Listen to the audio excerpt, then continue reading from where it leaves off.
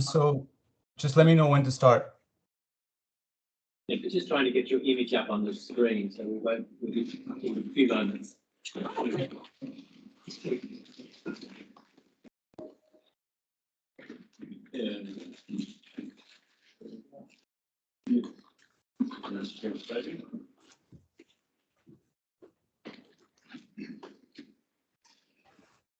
Okay, so welcome, Sukrit Sabhlok. I hope I've done a reasonable job of pronouncing your name. It's a pleasure to have you here online talking about Palmer and WA, a very, very interesting topic for Western Australia. So you have a half an hour to speak, and we'll give you about a 10-minute warning, which I guess is 20 minutes in. Thank you. So first of all, I'd just like to thank David and everyone for the organizers just for inviting me. So basically, the topic that I'm talking about today is based on my PhD, which I just completed this year, and it's basically arising out of it's a paper out of my PhD, and I thought that so secession is something which many people may have heard about, being in WA. In the 1930s, WA tried to secede. They had a referendum. I think it was 1933. Almost 70% of people in WA voted for it. It eventually went to the a committee of the British Parliament, and from there, that Parliament basically refused to hear that petition put forward by the WA government at the time, and so that secession never went ahead. But I'm talking about it not really from a historical, I guess you could say it's historical in the sense that law is applied history, but it's more from like a legal point of view, just to talk about what might have changed since the 1930s. And luckily, there's only two people who've ever looked at secession from a legal point of view comprehensively. So one of them is me, and the other one is Greg Craven. I think he's retired now. So I relied a lot on his work, Professor Greg Craven. And essentially, the reason it's relevant at the moment is because during March of 2020, the WA state government put up a blockade, essentially, between WA and the other states of Australia based on its determination of the threat posed by the coronavirus, COVID-19. So that border closure happened using authority that was legislatively granted, and then the police commissioner put forward some directions to implement that. So as many of you would know, the directions went to court because Clive Palmer, who's a billionaire, he's got many investments in WA, he challenged that direction. And so in the sense that we're talking about economic history, it's actually a really relevant data point for economic history, this particular case. So it went to the High Court. The court essentially said, it's okay to have these border closures, even if they're very long lasting. So these closures lasted intermittently for about 2 years, off and on. And so Clive Palmer essentially was kept out of the state for a while. The closures have been lifted now, so anyone can go into WA. But it's at the time it was a big deal, and so Clive Palmer took it to the High Court. He specifically argued for a particular section, Section 92 of the Constitution. So that section essentially talks about trade, commerce, and intercourse between the states. So it's talking about free trade and free movement between the states. the states at the time, there had been a lot of sort of like watering down of that section since around the 1980s. So initially, the High Court, when Australia first became a federation, they used to interpret that section very strictly. So the words in that section are absolutely free. So they used to take those words as meaning really, like literally speaking, absolutely free as far as possible. That only lasted for a few years, and then eventually they started putting justifications to say, like, so for example, if there's a reasonable necessity to have a restriction on trade, then the court started saying that you can put restrictions on trade and movement. So for example, during the pandemic, there was an article on news.com.au saying that the Prime Minister was unable to enter WA. So when the Prime Minister can't enter a part of the country he's representing, in my view, and also in the view of Greg Craven, who's also one of the people who's written about secession, that essentially amounts to a partial secession.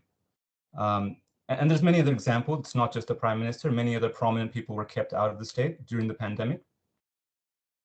So what I wanted to do essentially in this presentation is just to talk about what the case really decided and some of the implications, especially from an economic point of view. So while the High Court looked at it in a very technical way, if anyone who was not a lawyer would read that judgment, they really wouldn't understand a lot, because they don't mention the word secession at all. So what I'm looking at is a realist point of view. So I'm not looking at a formalist method of interpretation where I just look at what the judges said. I'm looking at what they actually achieved in practice. And so there is no provision in the Constitution talking about secession directly. It's all indirect inference.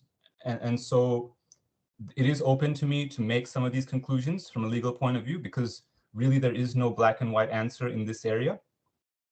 And so in the paper, which is, and the PhD, I essentially point out that secession is not just like a full withdrawal from the Union. You can also have partial withdrawal. And so we had a lot of that. I mean, not we personally, but the US had a lot of that in the US. In the US during prior to the Civil War, there was a huge nullification movement. And even now, a lot of states, they don't follow federal laws. They nullify them. So a lot of, I think California had nullified some of the federal drug laws because they're very much in favor of legalizing marijuana, things like that. And a few other states did similar measures in different areas. So we have partial assertions of sovereignty by states while still maintaining sort of a union, which we'd call a country or a nation. So I define secession specifically as a continuum. I don't mean to say that you've got to leave the whole country to secede. You can also partially leave. You can leave for a period of time, and you can even come back, which is what I think WA did. And I think they can do it again, which I'll get to. So just generally speaking, in terms of literature in this area, a lot of people, there's a way to analyze this topic, which is way beyond the scope of today's talk. But basically, a lot of people just basically look at the preamble to the Constitution, and they say that the Constitution is one indissoluble federal commonwealth. However, a provision that doesn't get mentioned a lot is Clause 6 of the Constitution, covering Clause 6, which basically says that states are for the time being. And that has been discussed by some academics, and some of them do think that that can support secession, because if you're specifically defining a state as for the time being, that sort of implicitly says that we recognize that you can leave in the future. And at the time that Constitution was drafted, the word states as defined includes New Zealand. And obviously New Zealand is no longer a part of the Commonwealth of Australia. So in a way, that's some indirect evidence that states can leave. While New Zealand, of course, never fully participated, it is technically a state as defined in the Constitution, although no longer an active state. So much more could be said about this, as I mentioned, but really I'm just talking about Section 92 in Palmer. But before I get to that, I'll just quickly go over a little bit of realism, why why what I'm saying here is not exactly what you'd find in a, let's say, a black letter law journal like the Maryland University Law Review or some other journal where they're trying to separate law and politics, but I'm sort of acknowledging that they are mixed, especially in a topic like secession. So there's a really good paper by John Hasnas called The Myth of the Rule of Law. He says the legal world is not like the real world, and the type of reasoning appropriate to it is really distinct from that which human beings ordinarily employ. That's because, unlike the laws of nature, political laws are not consistent. The law human beings create to regulate their conduct is made up of incompatible, contradictory rules and principles. And as anyone who's studied a little bit of logic can demonstrate, any conclusion can be validly derived from a set of contradictory premises. This means that a logically sound argument can be found for any legal conclusion. And we see that a lot in different cases. So one of the most famous cases is the engineers case. That really set the direction of Australian Federation on a different path than what it was on before, on a more centralized unitary path. And in the dissent in that case by Judge Gavin Duffy, he basically took the same cases that the other judges were looking at and came to a totally different conclusion. And the previous presentation actually in this conference reminded me of that case, because he was talking about how you look at economic data and then you come to a different conclusion based on the interpretation you put on that data and the theories you use. And so that's really what happens all the time in law. And that's one of the reasons why, in a way, there is no objective answer, especially because even when there is a provision like Section 92, which says that movement and trade between the states has to be absolutely free, and that's a quotation, the words absolutely free, even that word absolutely free is really ambiguous when you look at the case law, because they've made that word absolutely free turn to something which is really not that free at all. There's lots of regulations that are allowed on interstate trade and commerce at the moment. And so when we talk about interpretation, it's really, if I say put forward a particular interpretation of this case, Palmer, which seems to support secession, that's really me engaging in what Kelsen, who's one of the most famous legal positivists, he would call that legal politics. So if I say that this interpretation which I'm putting forward is the right one, that's actually me being a politician in a way. I'm putting forward a political view, essentially, indirectly. And so I think realism is really the best way to acknowledge these different factors within the law. And I think formalism really lets us down a lot, because it pretends that law is not mixed up with politics. I won't go into the details of this, but essentially Oliver Wendell Holmes is another famous person who's quoted in connection with realism. And he basically makes the same point, that the language of judicial decision is mainly the language of logic, and you can give any conclusion a logical form. So the conclusions of this paper and my PhD are just one possible interpretation available from the case law. It's not what the court's likely to do. In practice, the High Court has never said anything about state secession. It has never actually reached the High Court. It has gone to the UK committee, but that was a long time ago in the 1930s, and that decision would have to be read in light of how the law has changed now. So the High Court has addressed individual secession, though. So a lot of people have tried to get out of not parking fines, but usually it's like things like criminal cases. So they'll try to get out of, they'll try to go to court and they'll say that I've seceded from Australia or seceded from Victoria. And a few cases like that have gone to the courts, and the courts have usually said you can't come to the court and then say you've seceded from the court, because if you're coming to the court, you're effectively recognizing our authority over you.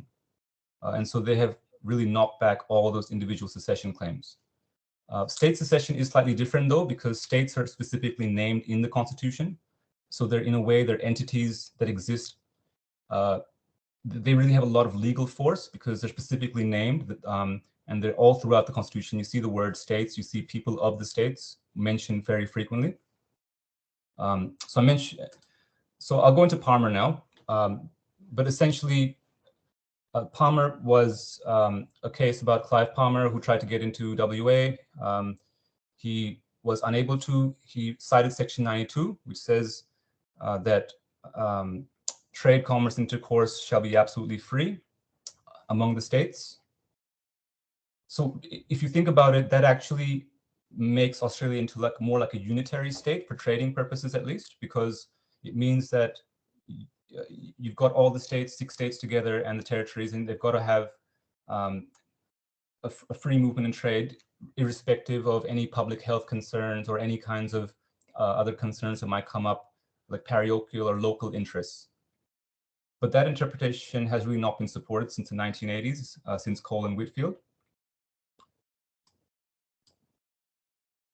So the case itself, some of the consequences of the case, like if we think to the future, and if we think about, like, as economic historians, how significant this case could be for economic relations between the states, it really means that border closures for long periods of time are basically fine, as long as you have what they call reasonable necessity, and as long as you apply what they call structured proportionality to go through a process of reasoning where you can say that these restrictions are not imposing an unnecessary or unjustifiable burden on interstate trade and commerce. To give you an idea, that the courts didn't really specifically say, the court in Palmer didn't specifically put a time limit on it. They did leave open the possibility that if things change, for example, with vaccinations, that maybe they would reconsider it. They did hint at that. They also sort of gave an indication that this is a continuous process of reevaluation. So let's say that you put a border closure, you've got to continuously reevaluate the scientific or other policy evidence to make sure that that closure is justified. So, but there was no clear time limit. So in theory, like if you had some sort of pressing state rights concern, it doesn't have to be public health. It could be anything really. It could be, for example, crime. So it might be that one state wants to keep out criminals from another state, and because of that, they put a hard border between the states, which keeps out essentially everyone as a preventative measure. That's just an example. So there is no time limit specified, and the court also didn't really see the need to try those alternatives first. So instead of closing the border, there's many things that could have been tried, short of closing the border completely, or short of making people apply for what is essentially a visa system to get into WA. They could have tried hotel quarantine, home quarantine, but they thought that the threat of COVID was much too high to even have to try those things first. It was okay to just put the border in straight away. And that was what I mentioned earlier, the last point about the PM, where as a representative of Australia, he was unable to enter WA. But by the logic in Palmer, if we infer from that what the judges actually did, it essentially means that in future there are situations where you can keep out other people, other politicians, despite them being in the federal parliament. And another implication potentially from Palmer is new viruses could justify reimposition of controls. So they didn't say anything about, like, for example, if there's another strain of COVID, which is exceptionally dangerous, or if case numbers shoot up again, they didn't say, like, you can't reimpose borders or keep them, have them again. That goes back to the time limit issue earlier. They didn't say that pandemics are scientifically proven to last only this long. They didn't go into the scientific literature, or they didn't interrogate the experts on that. So technically speaking, just from a logical point of view, you can have controls once again. But implicitly, something which they didn't say, but what they actually did, is from a realist point of view, is that states' rights do matter. And so my argument in the paper and the PhD, and the PhD is not just about this section, it considers many other different aspects of the Constitution, but there's a particular chapter about this section. And so essentially, I basically argue that isn't it secession when you can keep out residents from different states and make them apply for permits, which are basically akin to visas? So essentially, if you take away all the technical jargon, essentially Palmer is asserting a form of state rights. And that's probably not what the judges I don't even know if the judges knew they were doing that, because they never even mentioned the word secession. They never even talked about the federation, the previous case law on state rights, like for example, Melbourne Corporation, the Melbourne Corporation case, which was a form of limited state rights, which was recognized in the past.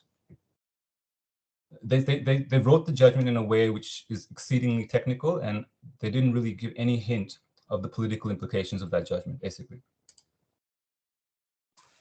So part of the reason why the court was able to put forward very implicit pro-state rights values is basically because the members consistently expressed a preference for public health concerns to override that particular wording in that particular provision.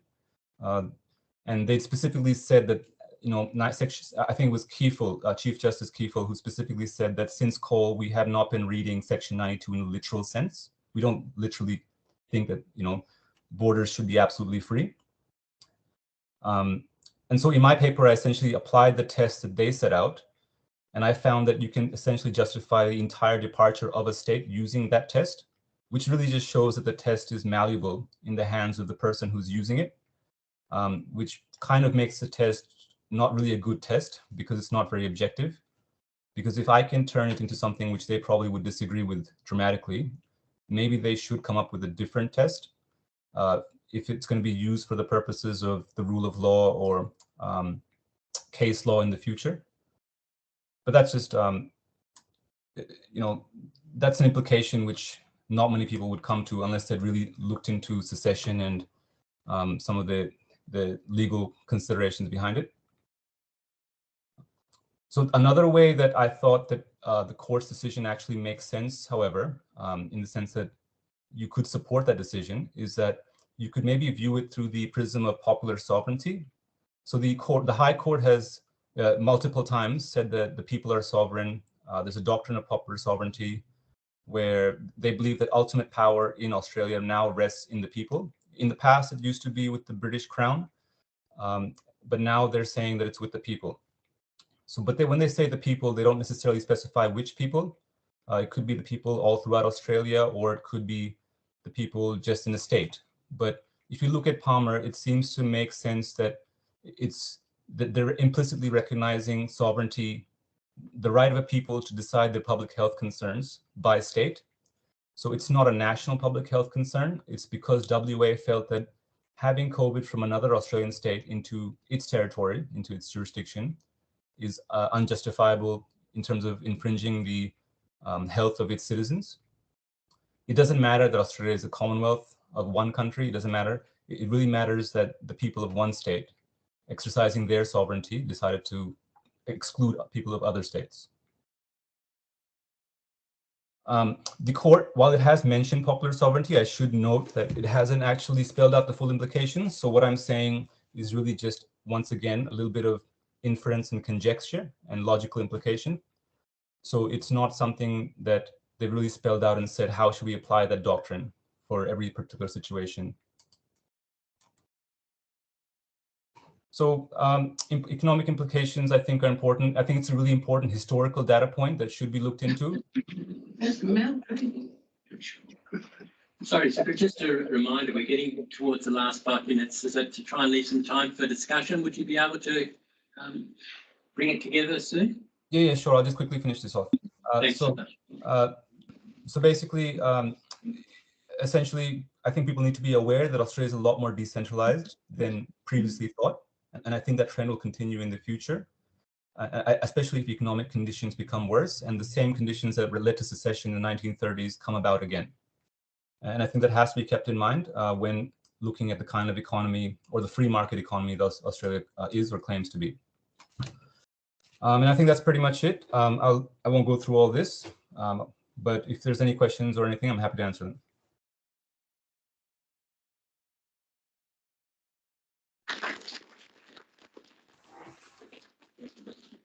Thank you very much. A lot of food for thought there, a lot of legal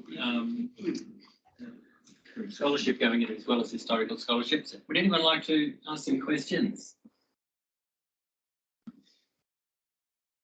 So I might have a go, and I'm probably allowed my view, but when I think of succession, I think of something as permanent, that it's, it's binary, that you're succeeded or you're not.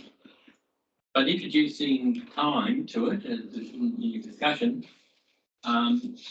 where it's a temporary succession, seems to me to be something, at least in a qualitative sense, is different. But I'm not a legal scholar. That's how I would interpret it. Is that a legal? Does that have a legal basis, or is that just an amateur like me? No, I definitely think that most people don't think about secession as being temporary, but it has been temporary. So a lot of countries in Europe, for example, have obviously the geography and the political situation in Europe, that they used to have maybe hundreds of countries. Sometimes countries in Europe combine and they split apart again. I don't think that just because secession happens for a short time, we should stop calling it secession. So I think definitely the time is not a factor which people think about a lot, but it's definitely, I would still call that secession, I think. Yeah. Just to introduce yourself, the previous moves to secession involved a referendum. So is that a necessary prerequisite?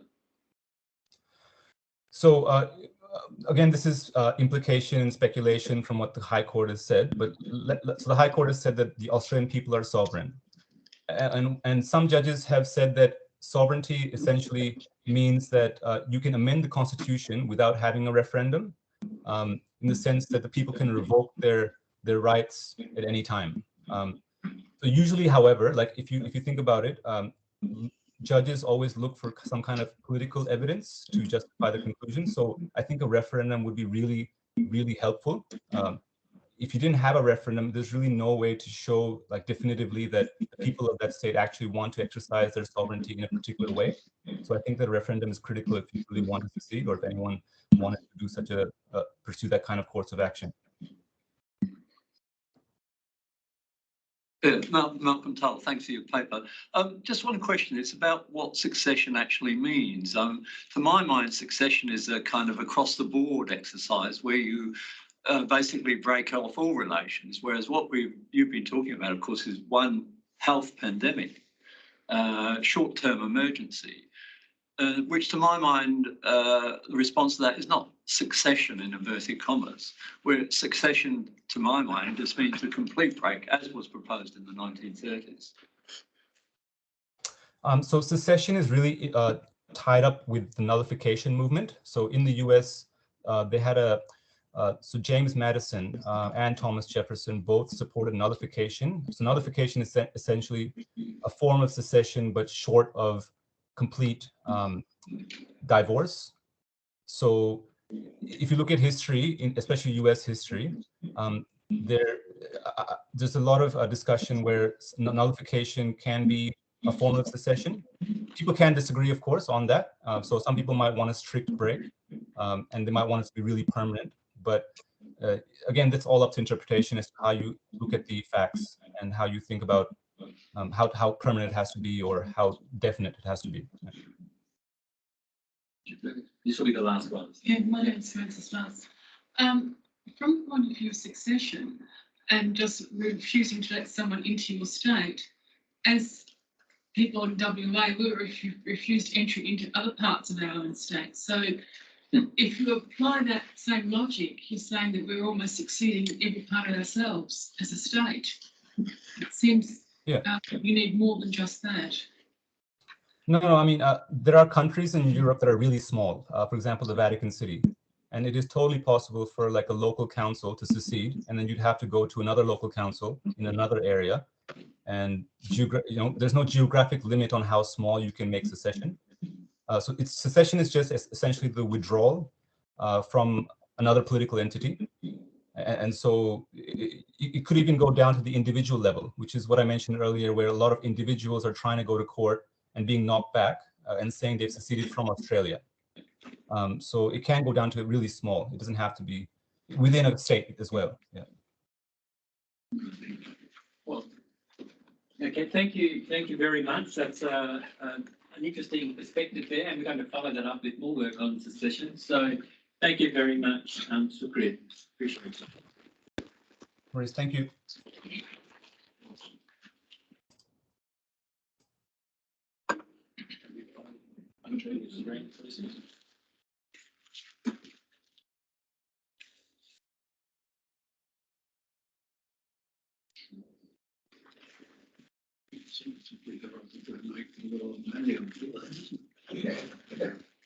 Okay, so our next speaker is Mark Spruk, and he's going to talk to us on secessionist tendencies. Thank you.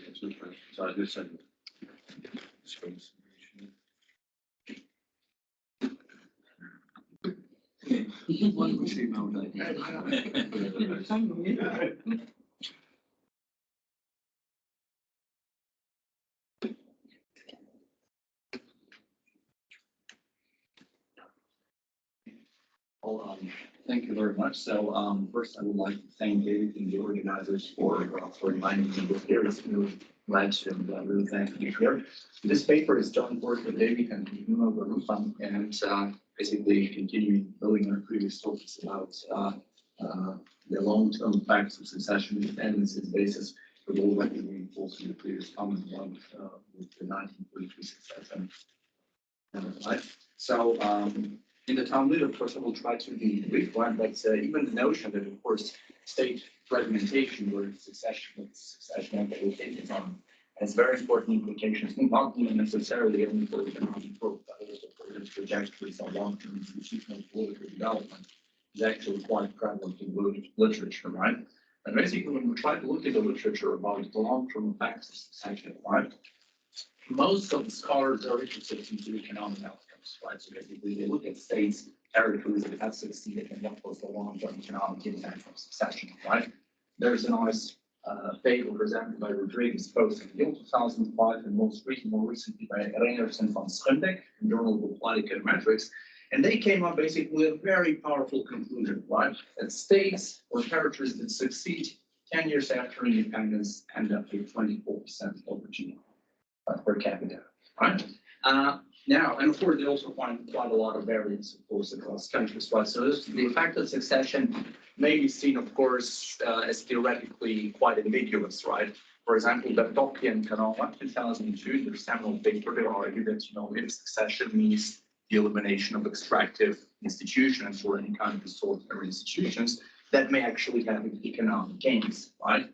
Other papers, including one of my own, right, basically shows that succession might actually be a door opener to less institutionally mature environments through civil war and conflict, right? And most recent paper by Estelier Moret in Rizzo 2002 actually shows that when we look at institutionally quite mature jurisdictions such as Catalonia, successionist tendencies resulted into a widespread social conflict with non-trivial economic losses, right? But what is basically the punchline, of course, in the literature where we're trying to hinge on, right? If you look at basically the literature, most of this impact of successionist tendencies is actually examined on a cross-country basis, right? And the question, of course, that I have as an econometrician, right? Can we isolate the effect of succession in order to make sure that we're not looking at emitted variable bias, that we're not looking at some anticipatory changes, and that we're also not looking at sharp institutional changes that take place independently of succession, right? So, but also the question, and in that respect, of course, if we're looking at successionist tendencies, why shouldn't we be looking at a more first order type of approximation? Think of political quality, think of governance quality, so think of some other outcomes that, of course, should be more closely associated with what successionist impacts might be, right? And if you look at a paper by Reinhardt and von Schönbeck, they provide a couple of really puzzling and provocative examples. Here, for example, they show at the evolution of GDP per capita of Ukraine after succeeding from Soviet Union, and they basically do some counterfactual projections of how Ukraine would develop without the succession. Now, question number one, what does this reflect? Does it reflect the effect of state breakup? Does it reflect the effect of going away from Soviet Union? Does it reflect the effect of the collapse of communism, right? It's hard to say, right? What if basically this is not what succession's impact actually reflects, right?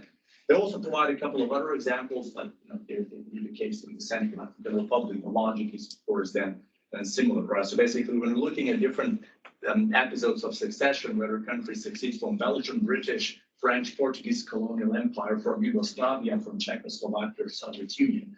Are we looking at the effect of succession? We're trying to estimate the economic impact or just simply border changes. So basically, in a nutshell, what we try to do here, we want basically to look at the quality of political and institutional governance in the first place. So in doing so, we built a large subnational political development data set that's spatially disaggregated from what's, economists usually call fixed effects, so predetermined exogenous characteristics, for 22 provinces, for 220 provinces, states, and territories from former European colonial jurisdictions, not all of them, only those which we believe can be compared or are comparable with Western Australia based on resource endowments, rights, and colonial history. So we have, for example, included all the regions from Argentina, from Australia, Brazil, Canada, Chile, Kenya, Namibia, South Africa, US, Uruguay, Venezuela, Zimbabwe, right? And basically, when we spatially disaggregate these measures, not only for Western Australia, you also do it for a couple of regions, right? Not necessarily for like local government areas because we believe they're just too small, right?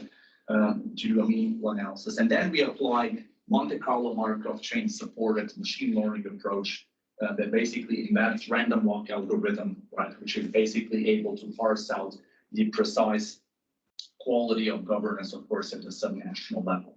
Now then, of course, when we have a data set that measures governance and the quality of political governance, I should say, right, then we can basically apply any kind of impact evaluation technique, difference in differences, simple comparisons, synthetic control, right? We apply for a more recent technique like Zoom from a political analysis. If you ask me, one of the most fascinating papers in the methodology papers in the area in recent years, where the author derived generalized synthetic control estimator with inverted test statistics, where you can basically build more reliable confidence intervals. Okay, so then, of course, the question is, of course, when we look at political development for governance, I mean, how can we delineate the axis, right? Now, if you go to a literature to Acemoglu and his team, they talk about the extractive and inclusive institutions. Douglas North, Wallace and Wanges talk about open access versus limited access or limited order institutions, right? Olson talks about basically extractive versus or participatory versus pluralist versus non-pluralist beliefs and ideas. And Oliver Williamson talks about varying degrees of embeddedness, right? The idea that basically we have here, we opt for a 2021 paper by Gating and Farrell and his team, right? Where political development is seen as a result of electoral, liberal, egalitarian, participatory, and deliberative democratic principles, right? But they built a very large data set over a large period of time. But this data set, of course, is not available at the disaggregated subnational level, right? Because apparently we believe there are many heterogeneities and disparities at the subnational level where it is important, of course, to take them into account. So basically, when we look at liberal dimensions, right, there we ask whether rulers are responsive to citizens, right, what the electoral practices they have. We also look at liberal democratic dimension, trying to estimate at subnational level, how states actually protect individual and minority rights, right? Then we look at participatory dimension, so are citizens actively included and they participate in the political process, right? And also on deliberative dimension, so is public reasoning in policy focused on public and common good, right? Or is it based on emotional appeals, propaganda, solidarity, attachment, maybe even parochialism in the extreme case, right? And last of all, we look at the egalitarian dimension, right? Looking at the inequality in the exercise of formal rights and liberties. So in the VDAM data set by Terrell, these are 5 high-level democracy indices. They're basically computed from a variety of mid-level indicators, right? But what's then basically the question, right, is that if you look at country-level disparities, shouldn't we be interested in subnational disparities, where we could recover from the variation in the unobserved fixed effect some level of component, right? Now, we will not be able, of course, as I will show you in a bit, right, we'll not be able, of course, to measure the overall level, right, of political governance at a subnational level, but instead we will be looking at residuals, right, which are kind of more informative in our view. So I'm pretty much certain, much more familiar than I am, with the history of the UA succession, but origins can be traced we go slightly to the historical background, right? The 1901, the formation of Australian Federation, right? Then we know that basically campaigns were spearheaded in 1930s by the Dominion League, right? Some parties like Labour Party initially opposed accession, others were more in favor, right? But when we look at the result, it becomes clear, as was also reinforced before in the presentation, right, that most of the voters actually voted to succeed from the Commonwealth in 1930 and 1940. But then, of course, this petition was actually rejected in London, right, because on the grounds of the internal affairs of Australia in accordance with the Statute of Westminster, right? So basically, what do we want to do, right? We acknowledge the fact that measuring political governance is constrained by the fact that we don't have observable dimensions, right, at the local level, right? But basically, what we can do, we want to measure this kind of quality dimension simply, as I said before, by extracting the residual component out of the aggregate data, right? And this can be actually done if we basically quantify what is usually the unobservable components of fixed effects or predetermined. And then one of the possible characteristics are the geographic characteristics, so something that empirically scholars cannot manipulate. Factors like latitude, longitude, amount of rainfall, sunshine, for example, and whatever climatic characteristics. The aim is simple. We want to extract the latent component from a high-level aggregation and then impose a linear projection down to the subnational level from the variation in fixed effects. So this strategy was already recommended by Magnusson and Tarverdi in the World Development Journal 2020, right? And the FIOREL dataset provides, in our view, almost an ideal ground for such an exercise, right? So I'm not going to bother you too much, of course, with the model, right? But basically what we do, we estimate canonical regression, right? Where we have a quality variable at the higher aggregation level, and then basically impose this and then regress this on the local level geographic or subnational characteristics, right? But what we are interested basically is this error term, right? So X here includes predetermined geographic characteristics, which we collected for the whole 220 provinces, latitude, longitude, whether they're random precipitation levels or mean annual temperature, and there's plus information on the climatic zone. Now then basically what we are interested, we compute the residual. So we look at the predicted level of these governance quality minus the observed level. What is the underlying logic? We'll go to that very soon. So if you find positive residual component, then we can say that apparently what we observed, right, is better than what is actually predicted, right? So these subnational areas simply might have better residual, so in a sense, better institutional governance quality than they could otherwise develop on their own, right? For zero residual, it would indicate that the level of governance quality is the same as you would expect in geographically similar environments. If we get negative residuals, maybe this indicates what SMO calls extracted institutions. Although to be honest, I don't like the term too much, extracted institutions. That's well established in the literature, right? Now then basically we collect both components, the observable one plus the error term to compute the overall level of institutional governance quality. But what's the problem then? The problem then is that basically for a econometrician, I mean, such measures are mainly probabilistic, right? Because the usual approach that you see in the literature, scholars, they select some indicator, right, of institutional quality, and, they verbally defend it, like in the like papers writing in the review and process, right? But the problem is that basically here we say the following: what if this is basically drawn or basically from a probabilistic distribution, right? But then basically Monte Carlo Markov chains basically is a really nice and elegant approach which allows us to measure governance quality algorithmically, right? The idea is very simple. We want to obtain an uninterrupted sequence of random samples, right? And basically sample this parameter as many times as possible, right? Until the true form of the distribution is actually learned. So basically run the algorithm so many times, right? That the sequence will tell us that basically E is approaching the theoretically correct or plausibly true level, right? So what does this imply? When we have random sequences of samples, it means that for every province, for every subnational unit, for every year, we build a very large amount of samples, simply by looking at the observed distribution and then approximating this with a target distribution. So it's an iterative procedure that creates something that's basically called Markov chain, right? Hey, this is the mathematics behind it, right? And then the idea is that basically we have a very strict acceptance parameter, right? Known as basically Gibbs sampling algorithm, which tells us the following. If the resampled residual has too much noise, it is immediately discarded out, right? So that basically essentially all the possible noises are dropped out, no new signals are actually included.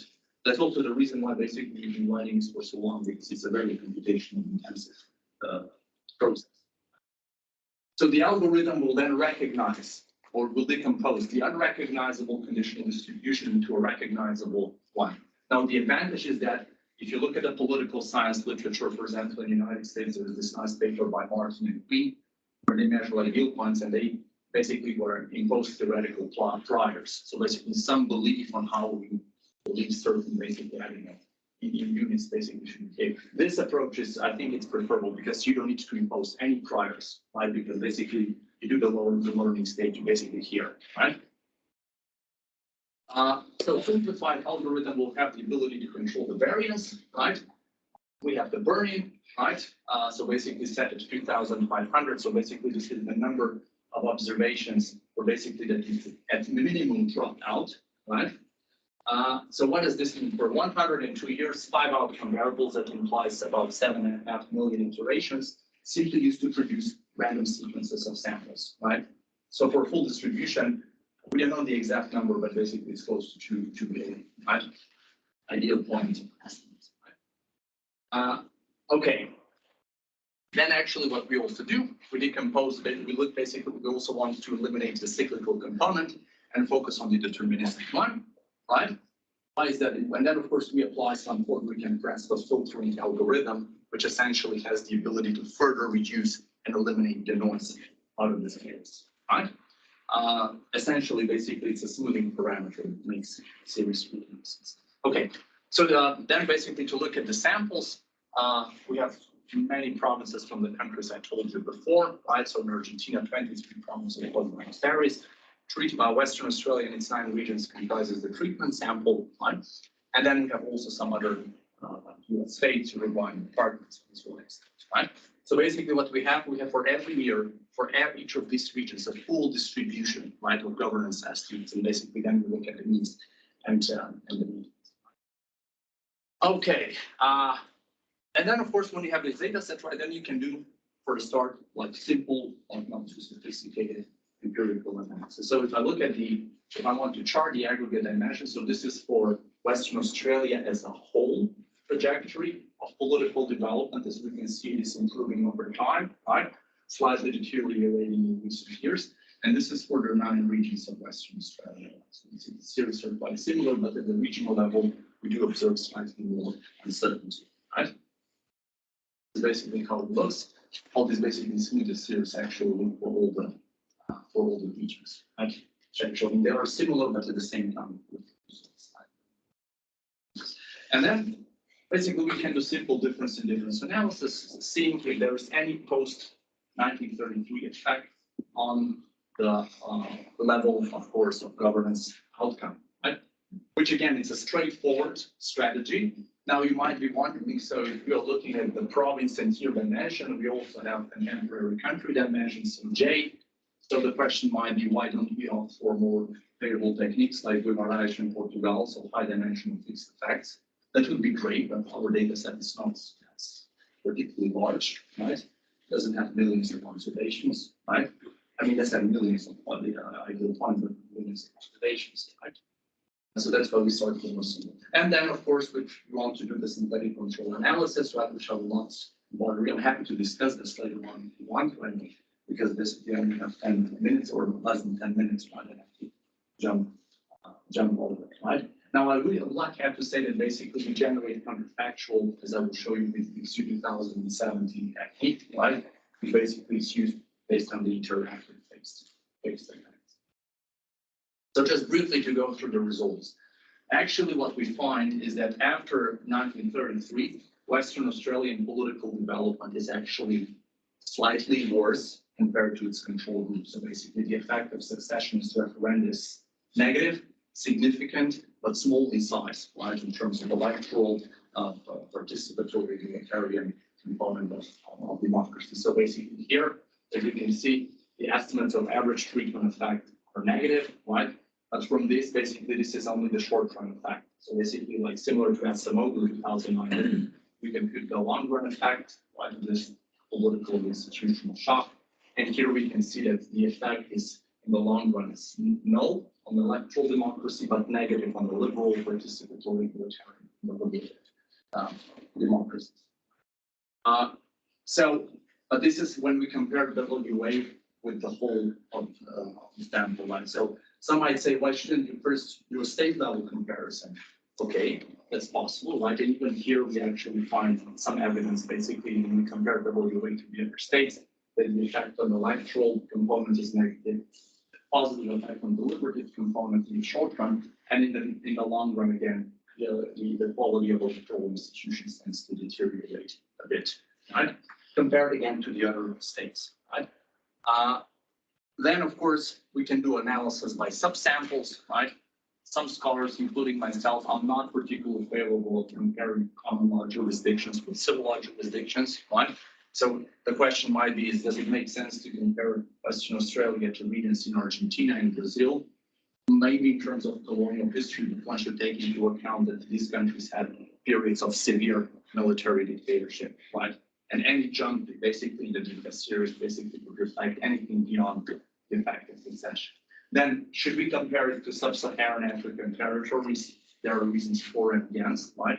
But when we only compare WA to United States and Canada, I think this is more plausible comparison, right? There we can find that actually long run effect of succession is actually negative.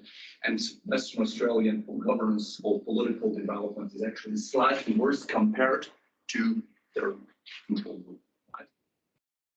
And when you look at counterfactual estimates, right?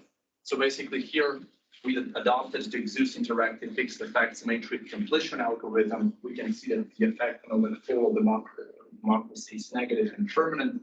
Same for participatory. The effect on liberal democracy is negative and temporary. And basically, by using this matrix completion algorithm, there is not enough evidence to say that level egalitarianism or deliberation would be in the long run effective by succession. Now, some comments might be, whom is Western Australia similar to, if we are trying to look at weights from synthetic controls. So here, basically, we pulled all the states together, right? So Australian states plus the control, all of the other control sample, and Western Australia can be basically reproduced in terms of political development through a combination of New South Wales, South Australia, Northern Territory, right? And outside, you can find presence of Cape Province, Missouri, Dakota, Colorado, Natal, Transvaal, Hawaii, and Windhoek in Namibia, like the two of much lower degree. I have to say that when you look at a very simple approach of how much of the variance in political development is explained by our outcomes, it's actually quite large, from 74 to 90 to about 90%, right? So what to conclude, right? Again, we plan to release this data set online. We encourage, of course, scholars to use it, to replicate it, right, to see if we are right or wrong, right? And essentially, we find evidence that the long-term effect, of course, of succession referendum is negative. We didn't do the economic analysis because the succession did not figure advancement. So I don't see much of scope for basically applying this to the GDP per capita, right? But actually, what we showed that even in an institutionally mature jurisdiction, even calls for succession might have quite deleterious long-term consequences. They are not large, but the problem is that actually they persist. Okay, and I will stop here because I can come on. Thank you. Questions from all the secessionists out there? No, Lionel, you go. Well, first, I'm Lionel Frost from Monash Uni. I thought this is really interesting. I'm just wondering, just a couple of short questions. Is in your analysis, is secession the same as independent? No. Okay. So successionist, not being an independence. Yeah. Okay. All right. Good. I'm just wondering, in the analysis that you've thought about when comparing WA, should you exclude the extractive states from that? Because Asimoglu argues that's highly path dependent And so maybe worth focusing on the, yeah, so you've done that? This is basically also, we also stated it's the preferred specification, right? Yeah. So basically here, we only compare WA with Canadian provinces and US states, right? We were thinking basically whether you should retain South Africa or not, but some scholars like Skis, they highlighted, South African institutional quality is actually quite low, not comparable with US. So basically definitely the specification. And as we can see, the negative effect actually slightly increases when you compare what you to Canadian provinces in the states. Right? But I would be definitely in favor that basically like extractive states should be rather keep them outright or at least compare the effect, and if the differences arise, argue why. Just fine. Thanks. Yeah, I'm thankful for the question. I've got a question. Yeah, Frank. Robert, sure. Two questions, if you don't mind. So how exactly do you measure the dependent variable gain? The dependent variable basically is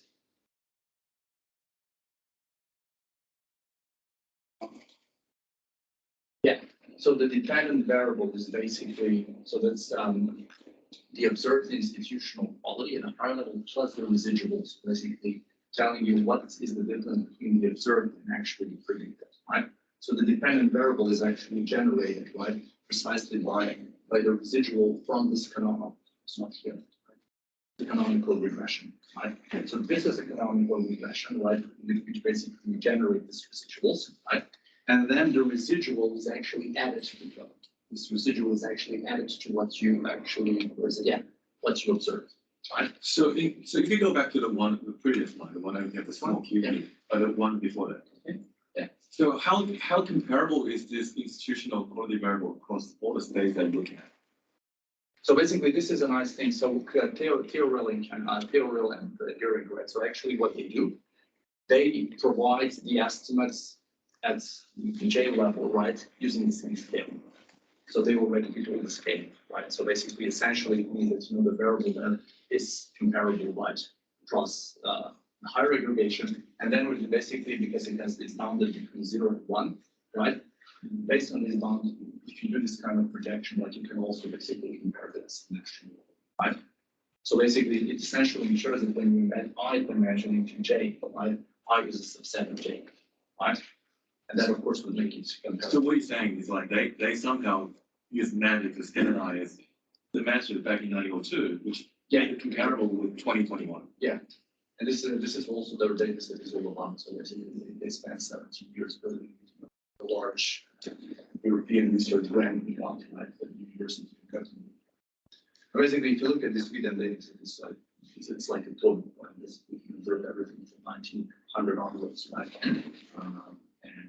But how they code it, right? Of course, this and how they observe, and they provide through their manual specials formulas, of course, how basically they can follow, right? But the idea is that basically, when you have this residual, this is our idea that you can compare it across countries, across regions, possibly across localities, right? Now, I am aware of the limitations, right? So one of the limitations might be if you just look at the country level, if you do at the country level this type of residual analysis, is it able to predict institutional governance quality, right? I have a separate paper on this, right? And maybe it's this folder or not, but the answer is yes. Right? So the correlation at the country level between this and the observed and basically the residual is about 90%. Right? So it's less likely that we'll be looking at the most variance. But thank you. And would your result somehow change, conclusion change, if you're only looking at 1901 to 1960, for example? We're not looking at post 77 years. Yeah, that's actually, we haven't looked at it, but because here we only did a couple of sample restrictions, right? For example, where is it? It's here, right? But basically these are spatial restrictions, right? We haven't basically done temporal restriction, right? That's how we'll have to do it. Because I think one of the graphs later on, you show that there's a flat line basically until the 1960s. Yeah, somewhere over here. Basically, there was not much change if you argue about it until about roughly 30 years after that, 1960s. The only change looks like from 1980 onward. Okay. We'll have to definitely check this, right? Because with this new algorithm, because we have been correctly fixed the facts, even if we have the same pre-treatment window, it still might have a different post-treatment result, unlike the standard synthetic control last time, right? But we'll have to definitely look at to introduce a couple of these restrictions. But I mean, it would be interesting to see. Like, I don't know what kind of results. Like, I would expect that basically the effect would be negative, but not so strong. Because actually, what we have here, I would say that the effect becomes relatively strong, but in a more gradual manner, like, over time. Right? Might need to leave it there because time's beating us, but we can chat about that over lunch because obviously it's an interesting topic and there's much to discuss. So if we can change Rob and if we got just go and make your own arrangements for lunch at the cafe next door and see question. Thanks very much.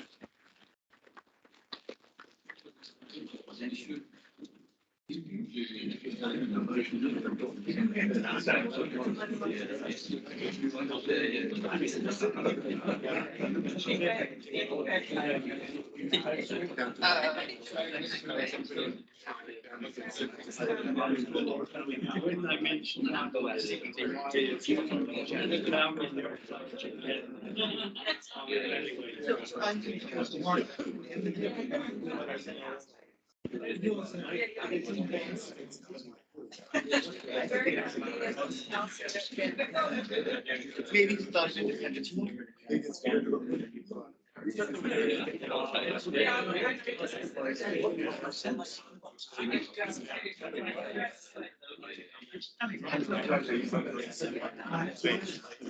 can think of a story.